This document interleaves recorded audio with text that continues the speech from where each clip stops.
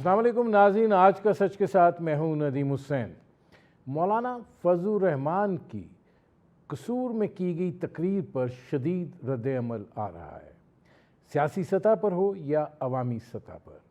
मौलाना फजलुर रहमान ने जिस तरीके से शुहदा की वतन से मोहब्बत, अकीदत और अपनी जानों के नजरानों को पेश करने को अंडरमाइन करने की कोशिश की है, उसने ना सिर्फ ये कि उनके इखलाकी बेहिसी को उजागर किया है, बल्कि एक ऐसा माहौल पैदा करने की कोशिश की है कि जिसके नतीजे में हालात जो हैं वो ऐसी सूरत हाल में, जबकि मुल्क हालत जंग में हो, एक मायूस कुन सूरत हाल पैदा करने की कोशिश है।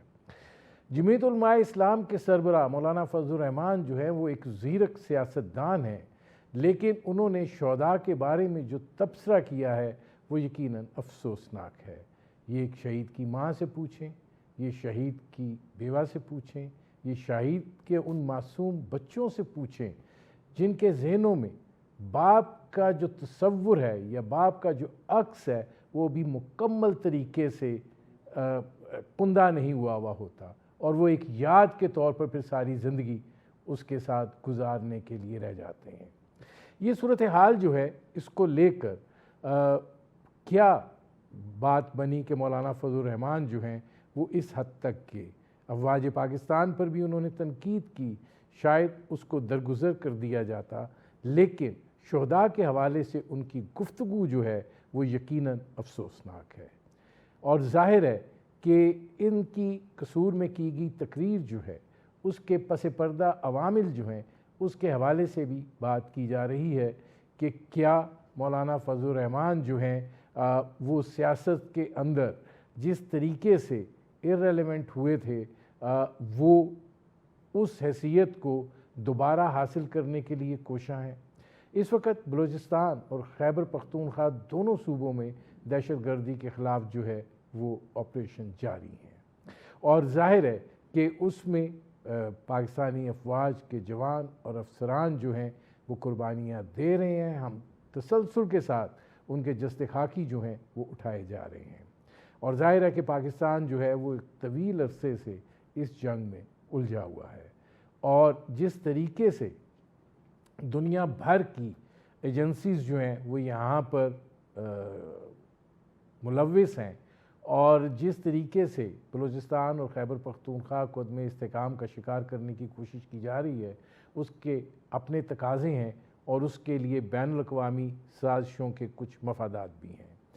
अब इस सूरत हाल को लेकर पाकिस्तान पीपल्स पार्टी के चेयरमैन बिलावल भुट्टो ज़रदारी, जो आज मुज़फ़्फ़राबाद में थे और इलेक्शन कैंपेन तक और इलेक्शन के होने तक वहाँ पर रहेंगे और उसको लीड करेंगे, उन्होंने आज ये बात कही है कि अफवाज पाकिस्तान जो हैं वो रेड लाइन है और उनके ख़िलाफ़ जो है कोई बात बर्दाश्त नहीं की जाएगी। इसी तरह का जो रद्द-ए-अमल है वो पाकिस्तान की मजहबी और सियासी जमातों की तरफ से आ रहा है, और तमाम लीडरशिप जो है वो मौलाना के इस अफसोसनाक बयान के ऊपर अफसरदा है। अब इन हालात में पाकिस्तान की सियासत जो है उसके अंदर भी बहुत कुछ हो रहा है।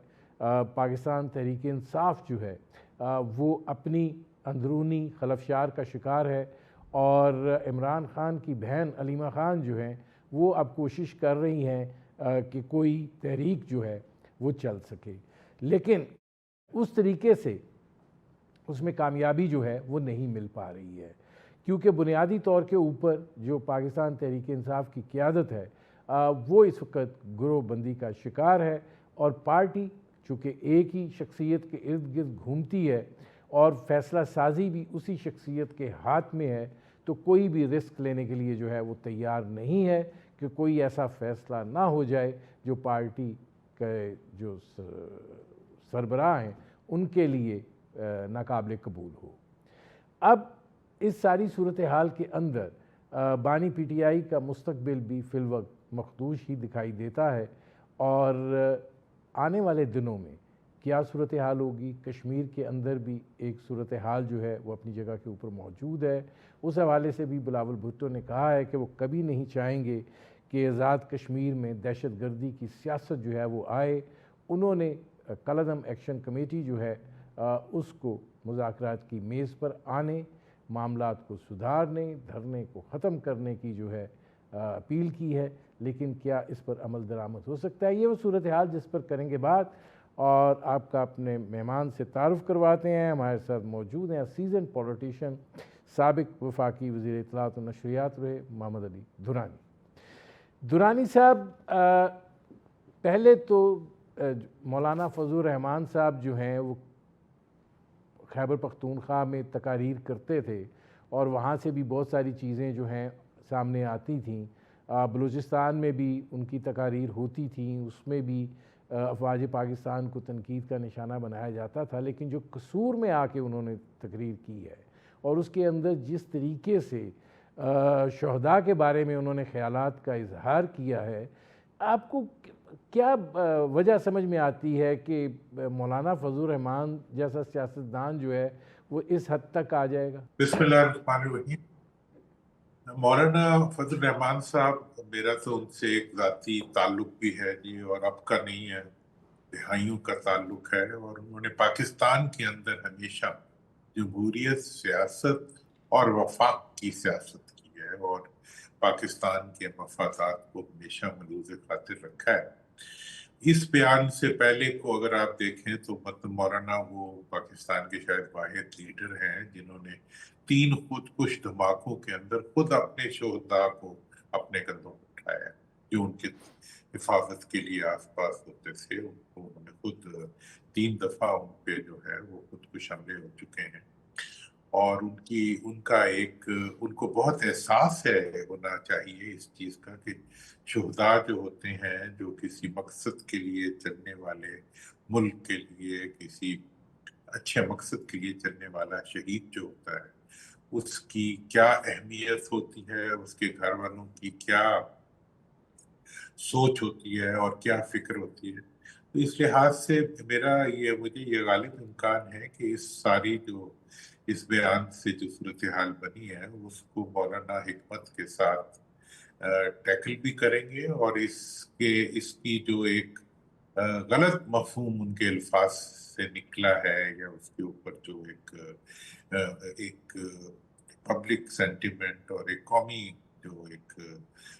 قومی سطح کے اوپر جو ایک ری ایکشن آ رہا ہے، اس کو وہ اچھے طریقے پہ اپنے ہی الفاظ سے، خود اپنی ہی رائے سے اس کو ڈیل کریں گے، اور اس میں مزید کسی ایسی کیفیت کو پیدا کرنے کے بجائے جس کا نقصان جو ہے وہ ملک کے اداروں کو، ملک کی افواج کو، اور بالخصوص شہداء کے خاندان جو ہیں ان کے جذبات کو کسی قسم کی ٹھیس پہنچے، تو وہ اس کے بارے میں جو نہیں محمد علی دورانی صاحب، آپ یہ نہیں سمجھتے کہ ظاہر ہے کہ اس بیان کو چلایا بھی نہیں جا سکتا کہ یہ ایک انتہائی افسوسناک امر ہے، شہداء کی ایک حرمت ہے، اور ظاہر ہے کہ وطن کے اوپر قربان ہونے کو کسی ایک خاص نہج سے جوڑنا جو ہے وہ ایک انتہائی افسوسناک امر ہے. دیکھیں، یہ تو ڈیفینیٹ سی بات ہے، میں نے یہی بات کہی بھی، اور مولانا کے ریفرنس سے تو یہ بھی بات ہے نا کہ انہوں نے تو خود کتنے شہداء کو، اور کتنے مطلب افغانستان سے لے کے، سرحد سے لے کے، دہشت گردی سے لے کے، ہر جگہ کے اندر جو ہے پاکستان میں جو نقصانات ہوئے ہیں ان میں انہوں نے بہت سے نقصانات کو خود گندہ دیا ہے ایسے شہداء کو. اور پھر یہ ہے کہ وہ ہمیشہ پاکستان کی افواج اور پاکستان کے لڑنے والے جو مطلب قوتیں ہیں، پاکستان کے دفاع کی قوتوں کی پشت پہ رہے. تو میرا تو یہ خیال ہے آئندہ بھی ان کو افواج پاکستان اور ان کے احساسات کے ساتھ رہنا چاہیے، اور ان کو ایک ایسی قوت بننا چاہیے کہ جو پاکستان کے دفاع میں مصروف اپنی جانوں کا نذرانہ دینے والے جو ہمارے افواج پاکستان کے جوان ہیں، ان کو کسی قسم کا دکھ نہ پہنچے. اور وہ مجھے لگتا ہے کہ وہ اس چیز کو صحیح طریقے پہ آگے بڑھائیں گے، کیونکہ ہم टकराव और रेड लाइनें तो हम बहुत जल्दी जल्दी खींच देते हैं, लेकिन बाज़ औक़ात होता ही है कि एक वक्त के अल्फाज जो होते हैं वो बाज़ औक़ात ऐसे अल्फाज निकल भी जाते हैं मुंह से जिनका मफहूम आप कुछ और सोच रहे होते हैं, अल्फाज के बयान में कुछ सियासी एंगल्स आ जाते हैं, और फिर हुकूमत की जो बाज़ नाइंसाफियां होती हैं उनकी वजह से रिएक्शन आ जाते हैं। तो मुझे नहीं, पूरी आपको आपको ये नहीं लगता कि मौलाना फजलुर रहमान का जो भी ये बयान है उसके अंदर उनके जो सियासी एक बेचैनी है और मफादात की जो एक टकराव नहीं आप देखते कि जिस तरीके से वो सियासत से ज़रा वो हमेशा जो है वो इक़्तिदार की सफ़ों में रहने के आदी हैं, चाहे कोई भी हुकूमत हो। अब ज़रा वो मुश्किल में है तो उसका इजहार हो रहा है कि मैं भी हूँ। अब आपको फिर मैं क्या खिलाऊंगा, जो आज हुकूमत में बैठे हुए उन्होंने क्या कुछ नहीं कहा होगा माजी में, ठीक है ना। मतलब ये है कि जो भी हुकूमत से बाहर होता है, फिर ये है कि इस वक्त जो एक इस किस्म का किसी की एक वक्ती जो इंटरप्रिटेशन है उसको लेके हमलावर हो जाना, ज़ाती तजलील तक चले जाना, मतलब शिद्दत की तरफ निकल जाना, लाइनें खींच देना, हमने देखे कितनी हम अपने मुल्क के अंदर तकसीम दर तकसीम पैदा करेंगे। नहीं मेरा तो दुरानी ये साहब, मेरा आपसे सवाल ये है कि आपने मौलाना साहब की तकरीर सुनी है, आपने उनके ख्यालात आलिया से बहरामंद हुए हैं? इनके मौलाना फजलुर रहमान साहब की जो कसूर में तकरीर है आपने सुनी है? वो मैंने सुनी है, पूरी सुनी है तकरीर, और मैं यही कह रहा हूँ कि उसके अंदर उसकी वजह से जो एक रिएक्शन पैदा हुआ है या जो उसकी रॉन्ग उसके जो परसेप्शंस बने हैं, वो उसको सबसे अच्छा तरीका तो ये है कि मौलाना खुद उसकी बेहतरी और उसको रेक्टिफाई कर सकते हैं उस सारी चीज को। वरना देखे ना, अब हमने हर जगह पे लाइन खींच दी हुई है, एक बात किसी ने कर दी, अब दूसरे जो बयानात, अब ख्वाजा आसिफ साहब के मादी के बयानात निकाल के अगर मैं लाइनें लगानी शुरू कर दूं और जुल्फकार की पुरानी लाइनें लगानी शुरू कर दूं, और तो आज के बिलावल के बयानात देख लें। मतलब ये है कि ये चीजें जो होती हैं इनके ऊपर जल्द जल्द जो है, मतलब सही और गलत से ज्यादा पॉलिटिक्स में, मुल्की मफादात में जो ग्रे एरियाज होते हैं उसके अंदर से आप सही करेक्शंस निकाल सकते हैं। और मुझे यकीन है, नोइंग मौलाना, कि वो इस बयान से जो दुख हुआ है, मतलब मुख्तलिफ इलाकों के अंदर मुख्तलिफ शोधा की फैमिलीज को, वो उसकी इस्लाह कर देंगे, ठीक है ना जी। अब ये है कि एग्जीक्यूट करने के लिए हमने किस किस को एग्जीक्यूट करना है, ये भी हम सोच लें। तो जबकि इस किस्म के कायदीन जो जिनका तजर्बा है, जिन्होंने देखो पाकिस्तान के अंदर शिद्दत पसंदी के रास्ते में जो सबसे बड़ी दीनी कुव्वत एक रुकावट है वो खुद मौलाना की जात है, और उन्होंने हमेशा जो है शिद्दत पसंदी और दहशत गर्दी के रास्ते में अपनी जानों की कुर्बानियां दी हैं, उन्हें पता है कि कुर्बानी।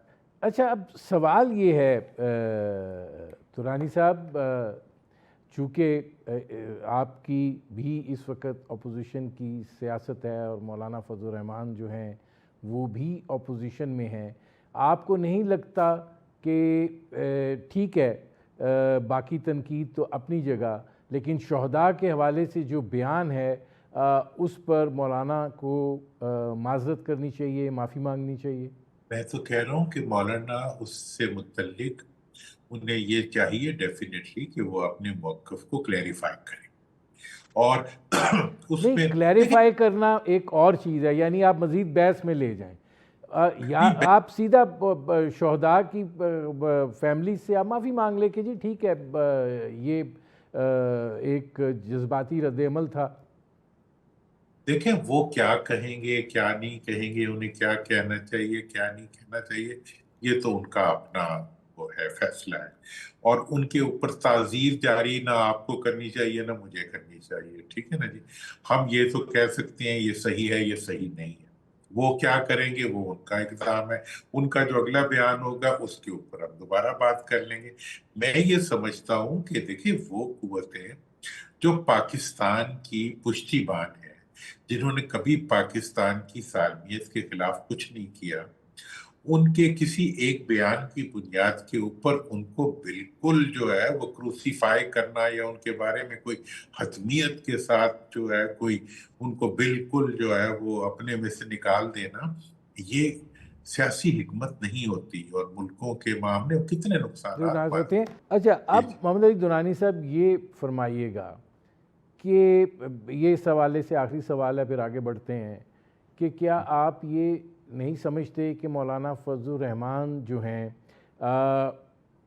ان کی طرف سے یہ جو ساری سچویشن ہے، جیسے لشکر کی تشکیل کے حوالے سے بیان ہے، ماضی میں بھی یہ ہوتا رہا ہے، اب آ کے آپ کو کیا لگتا ہے کہ ان کو جو حکومتی سطح کے اوپر جو پذیرائی ہونی چاہیے وہ نہیں ہے، ایک احساس محرومی ڈیولپ ہو رہا ہے، اس کی فرسٹریشن ہے، اس کا غصہ ہے؟ دیکھیں جی، حکومت میں بیٹھے ہوئے لوگوں کو اس چیز کا غصہ ہے کہ انہیں عوام نے ووٹ نہیں دیے ہوئے. ٹھیک ہے جی، وہ عوام پہ غصہ نکال رہے ہیں، اور عوام کو جو ہے جس طریقے سے وہ مطلب ان کا جینا دوبر کیا ہوا ہے وہ ان کا کارنامہ ہے. ٹھیک ہے جی. اب یہ کہنا کہ کوئی کسی ایک وجہ سے دوسری وجہ سے، مطلب دیکھیں وجوہات کوئی بھی ہو سکتی ہیں. بات تو یہ ہے پیڑ نہیں گرنے چاہیے، اصول کو دیکھنا چاہیے. اصول یہ ہے کہ جی شہداء کے بارے میں بہت ہی ادب اور احترام کا تقاضا ہے، جس کو کہ ہر قائد کو فالو کرنا چاہیے. اور اس سلسلے میں اگر کوئی جیسے اب جو دستے وستے بنانے والی بات ہے وہ تو ٹھیک ہے، کسی بھی غیر سرکاری سطح کے اوپر کوئی بھی جتھا سازی جو ہے میں نہیں سمجھتا کہ وہ جائز ہے. ہم نے ان جتھوں کے بڑے نقصان اٹھائے ہیں. ٹھیک ہے جی، مزید ہم نہیں اٹھانا چاہتے. وہ تو ایک بات.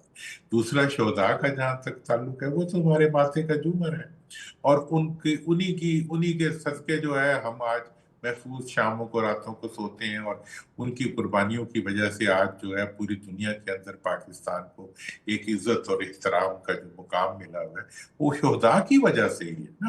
تو لہٰذا اس ایشو کے اوپر میں پوری توقع رکھتا ہوں کہ ان کی طرف سے جو اس سلسلے میں جو ان کی کلیریفیکیشن ہوگی، یقینی طور پہ وہ سارے ابہام دور کر دے گی جو اس وقت ان کے بیان سے پیدا ہوئے. میری توقع ہے. اچھا یہ فرمائیے گا کہ اب آزاد کشمیر میں 27 کو انتخابات بھی ہونے ہیں، اور وہاں پر اس وقت ایک کالعدم ایکشن کمیٹی کی جانب سے دھرنا بھی ہے. اب ان کے مطالبات بھی تسلیم کیے گئے، اور جو 12 سیٹوں کا معاملہ ہے، یقیناً وہ 12 سیٹوں کا معاملہ پارلیمنٹ آئے گی، وہ طے کر لے گی کہ اس کا کیا کرنا ہے. لیکن جس طریقے سے اور جو زبان استعمال کی جا رہی ہے، بڑا حساس معاملہ ہے، اور اس حساسیت کو مد نظر رکھتے ہوئے حکومت بھی جو ہے وہ پھونک پھونک کے قدم رکھ رہی ہے. کیا جانا چاہیے، کیا ہو سکتا ہے؟ دیکھیں اس کے بارے میں ایک تو بلاول بھٹو صاحب نے جو آج بات کی ہے وہ بڑی مناسب ہے.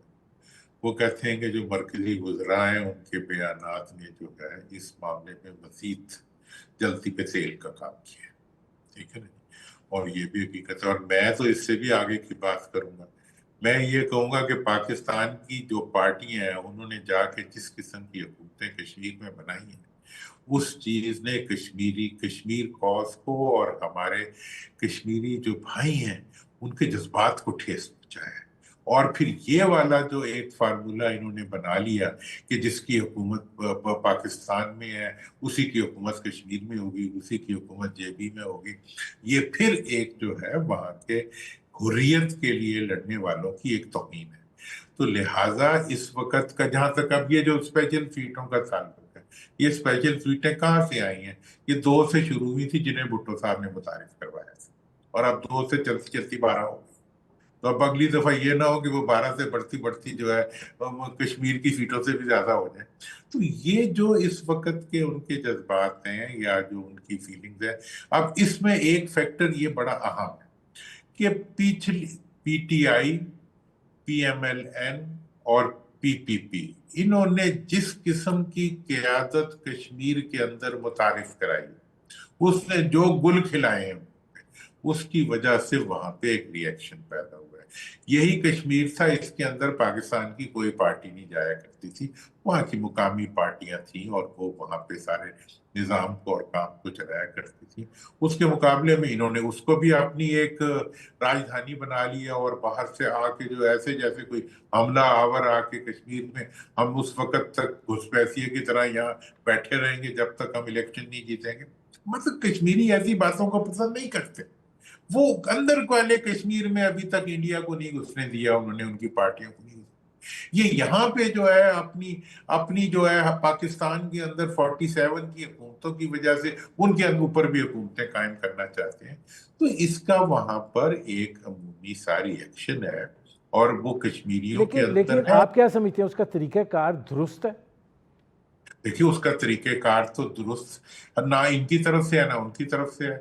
بس دیکھیں جی اس وقت تو تقاضا تو یہ تھا کہ یہ لوگ فوری طور پر ان کے اگر کوئی جائز مطالبات تھے تو ان کے اوپر حکومت ایک پرو ایکٹیو رول پلے کرتی. نہیں، وہ اور پرو ایکٹیو رول تو پلے کیا گیا ہے، مطالبات تو مانے گئے ہیں، لیکن اب ایسے لگتا ہے کہ وہاں پہ جس طریقے آپ انڈین میڈیا کو دیکھیں، وہ جس طریقے سے وہاں پہ مداخلت کی بات کرتے ہیں، جس طریقے سے جو کچھ وہ کہہ رہے ہیں اس سے، اور جو اب یہ بات کہی جا رہی ہے کہ فائنینسنگ اور ان چیزوں کے بھی شواہد ملے ہیں، تو اس کا مطلب یہ ہے کہ کوئی تو ایک ایسا ٹولہ بیچ میں ہے جو صورتحال کو خراب کر رہا ہے.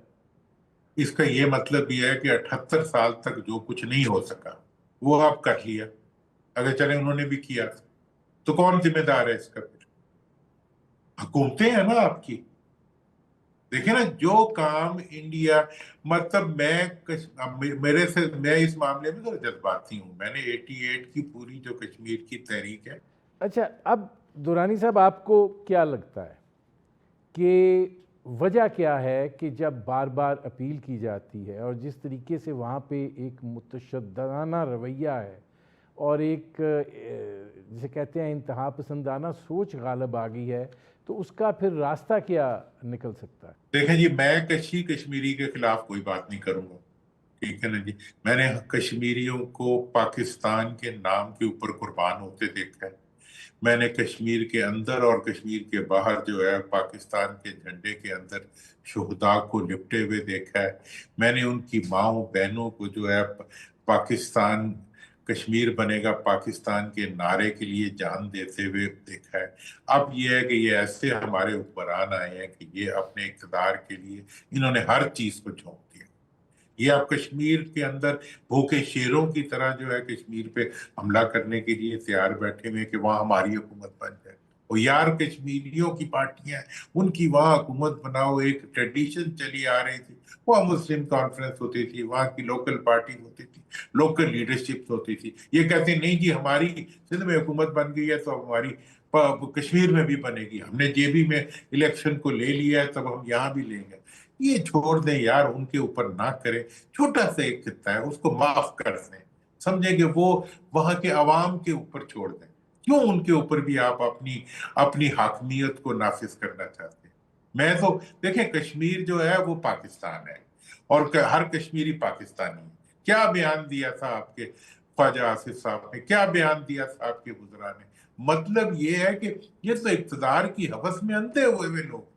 اور اب بھی جی ہم بیٹھ گئے ہیں یہاں پہ، ہم اس وقت تک نہیں جائیں گے جب تک ہم الیکشن نہیں جیت لیں گے. یار تم جاؤ اپنے سندھ میں تو جا کے وہ جو نظام بنایا ہوا ہے لوٹ مار کا اس کو ختم کرو، کہ فورن ڈائریکٹ انویسٹمنٹ کو آنے دو. اب اگر کوئی یہ کہے کہ کراچی کو ہم نے اسلام کشمیر میں لا کے نافذ کرنا ہے تو کشمیریوں کا پھر جو بھی ری ایکشن ہوگا وہ جائے گا. وہ ہوگا.